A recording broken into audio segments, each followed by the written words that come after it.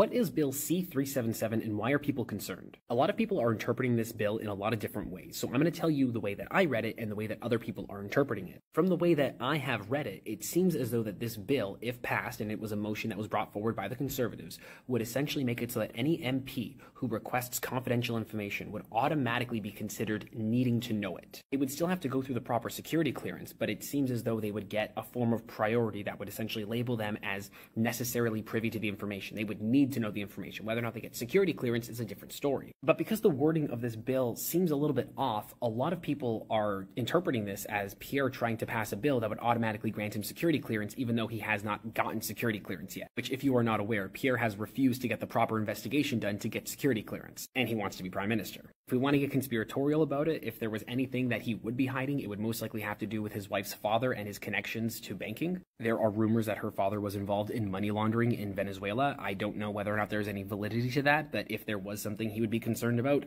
that is the only thing that I can think of. Because I really can't think of a reason as to why Pierre has not gotten his security clearance yet. And while yes, if this bill passed, it would mean that Pierre needs to know certain security information, I don't think that this would automatically grant him access to it. He would still have to go through clearance. I think. I'm not a constitutional lawyer. Regardless, this is not going to pass in the House. So I really don't know what the Conservatives are trying to gain by putting this forward, other than when the Liberals and NDP voted down, they can say, look, the Liberals are trying to restrict us from getting access to sensitive information. Which, yeah, no, you know what, that's probably why they put forward this bill. That is very in line with their current political strategy. And it's been effective so far. So this will probably be effective too. Is it good governance? No. Is it effective politics? Well, if it gets you elected.